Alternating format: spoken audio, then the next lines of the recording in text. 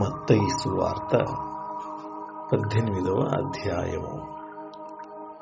ఆ కాలమున శిష్యులు యేసు వద్దకు వచ్చి, పరలోక రాజ్యములో ఎవడు గొప్పవాడని అడుగగా, ఆయన ఒక చిన్న బిడ్డను తన యొద్దకు పిలిచి వారి మధ్యను నిలవబెట్టి ఇట్లనెను, మీరు మార్పు నొంది బిడ్డల వంటి వారైతేనే గాని పరలోక రాజ్యంలో ప్రవేశింపరని మీతో నిశ్చయముగా చెప్పుచున్నాను.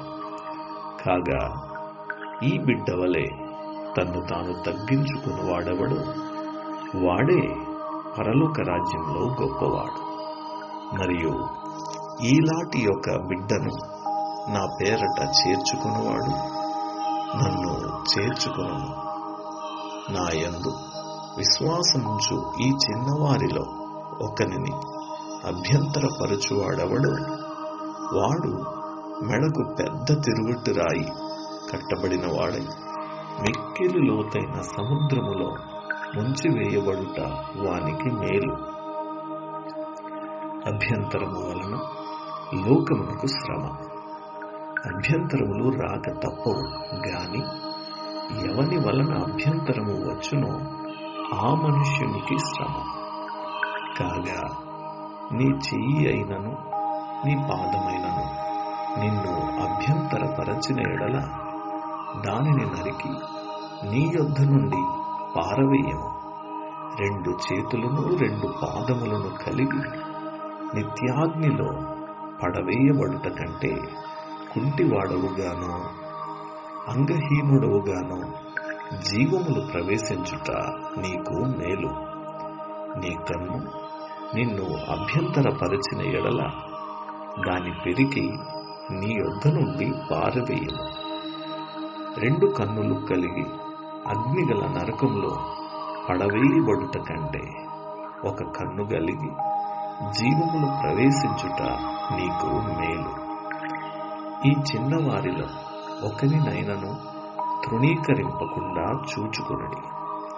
వీరి దూతలు పరలోకమందున్న నా తండ్రి ముఖమును ఎల్లప్పుడూ పరలోకమందు చూచుచుందురని మీతో చెప్పుచున్నాను.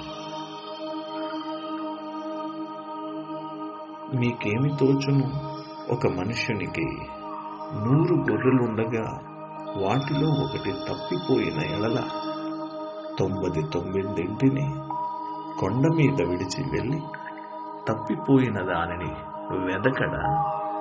వాడు దాని కనుగొనిన ఎడల 99 గొర్రెలను గూర్చి సంతోషించునంత కంటే దానిని గూర్చి ఎక్కువగా సంతోషించునని నీతో నిశ్చయముగా చెప్పుచున్నాను.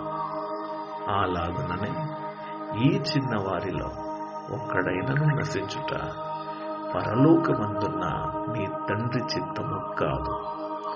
మరియు నీ సహోదరుడు నీ ఎడల తప్పిదము చేసిన ఎడల నీవు పోయి నీవును అతడును ఒంటరిగానున్నప్పుడు అతనిని గద్దించు. అతడు నీ మాట వినిన ఎడల నీ సహోదరుని సంపాదించుకుంటేవి.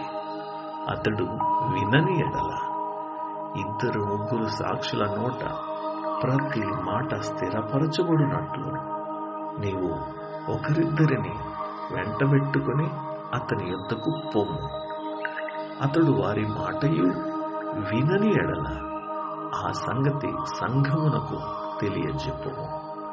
అతడు సంఘపు మాటయు వినని ఎడల అతనిని నీకు అన్యునిగాను సుంకరిగాను ఎంచుకొను. భూమి మీద మీరు వేటిని బంధింతురో అవి పరలోకమందును బంధింపబడును. భూమి మీద మీరు వేటిని విప్పుదురో అవి పరలోకమందును విప్పబడునని నీతో నిశ్చయముగా చెప్పుచున్నాను. మరియు మీలో 2 తాము వేడుకొను దేనిని గూర్చి అయినను భూమి మీద ఏకీభవించిన ఎడల అది పరలోకమందున్న నా తండ్రి వలన వారికి దొరుకునని మీతో చెప్పుచున్నాను. ఏలయనగా 2-3 నా నామమున ఎక్కడ కూడి ఉందురో అక్కడ నేను వారి మధ్యను ఉందునని చెప్పాను.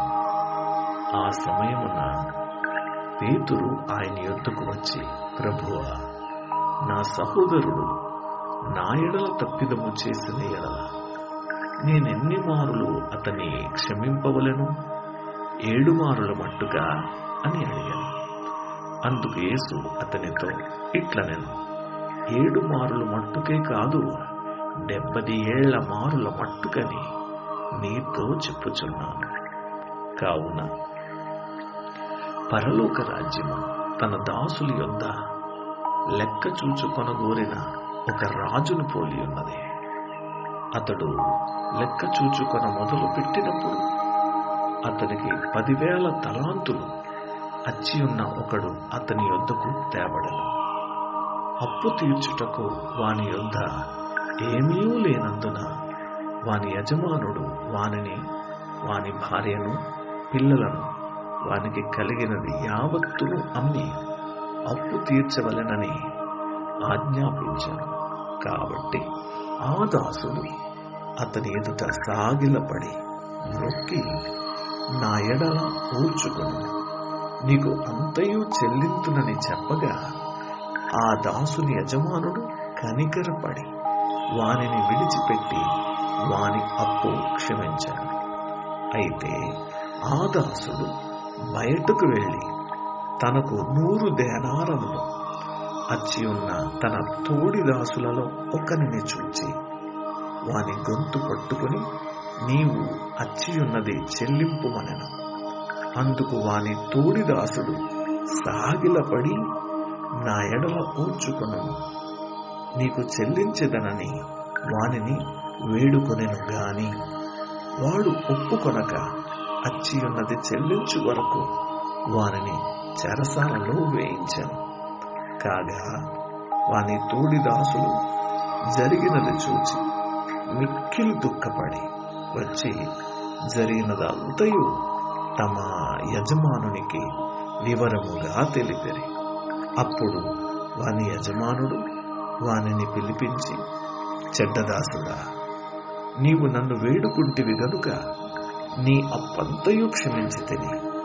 నేను నిన్ను కరుణించిన ప్రకారము నీవును నీ తోడి దాసుని కరుణింపవలసి ఉండెను గదా అని వానితో చెప్పాను.